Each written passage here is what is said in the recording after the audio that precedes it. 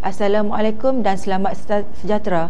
Saya Cikgu Nurul Hidayah binti Hamzah dari SMK Tunku Abdul Aziz untuk PKG Simpang 4 dengan tajuk Bab 6 6.3 Penghantaran dan Pengagihan Tenaga Elektrik. Bahagian 1.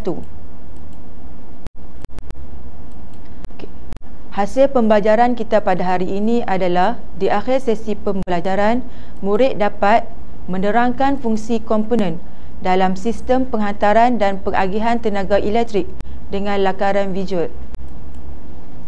Gambar raja ini menunjukkan sistem penghantaran dan pengagihan tenaga elektrik yang bermula dengan stesen jana kuasa yang berlabel A, di mana tenaga elektrik dihasilkan seterusnya akan dihantar ke rangkaian grid nasional yang berlabel C dan seterusnya diagihkan kepada pengguna-pengguna seperti kawasan industri berat, kawasan industri ringan, pejabat, hospital dan juga rumah.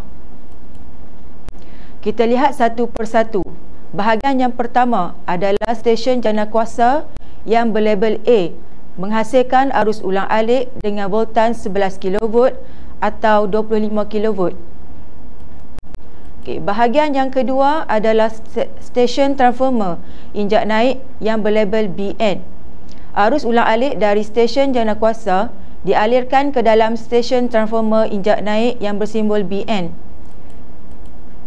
Di bahagian kedua ini juga, voltan arus ulang alik akan dinaikkan kepada 132 kV, 275 kV atau 500 kV dengan menggunakan transformer injak naik bagi mengurangkan kadar kehilangan elektrik melalui haba semasa dipindahkan. Seterusnya di bahagian yang ketiga, kita ada rangkaian grid nasional yang merupakan rangkaian kabel penghantaran. Arus ulang alik dengan voltan yang tinggi dialirkan melalui rangkaian grid nasional yang berlabel C seperti dalam gambar foto di bawah. Gambar rajah ini menunjukkan kabel penghantaran arus ulang alik.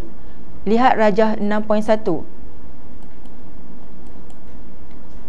6.1 adalah kabel penghantaran arus ulang alik pada 500 kV di sepanjang lebuh raya utara selatan.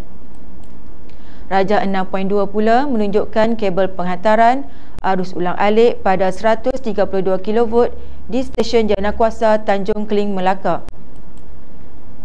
Seterusnya kita pergi ke bahagian yang keempat, iaitu pencawang masuk utama yang berlabel E1. Di penghujung rangkaian grid nasional, arus ulang alik mengalir ke lapangan Swiss D di pencawang masuk utama E1. Kemudian pergi ke lapangan Swiss yang berlabel D, membolehkan stesen jana kuasa dan grid tertentu ditutup untuk penyelenggaraan tanpa memotong bekalan elektrik kepada pengguna. Seterusnya di bahagian yang kelima, kita ada stesen transformer injak turun BT di pencawang masuk utama E1 dan pencawang bahagian E2. Arus ulang alik akan dialirkan melalui satu siri transformer injak turun.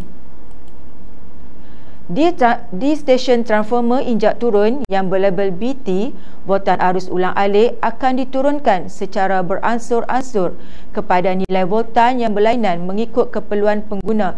Contohnya di kawasan industri berat 33 kV, kawasan industri ringan 11 kV, kawasan pejabat, perniagaan dan perumahan sebanyak 240 V.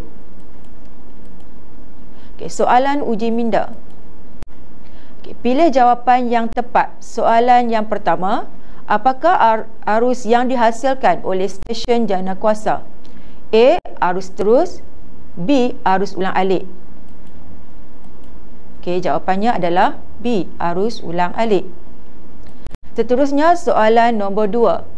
Apakah transformer yang digunakan untuk menukarkan jumlah voltan arus ulang alik dari 11 kV atau 25 kV yang dihasilkan di stesen jana kuasa kepada 132 kV, 275 kV atau 500 kV? A. Transformer injak naik. B. Transformer injak turun. C. Transformer ringkas. Jawapannya adalah A. Transformer injak naik. Sekian, terima kasih.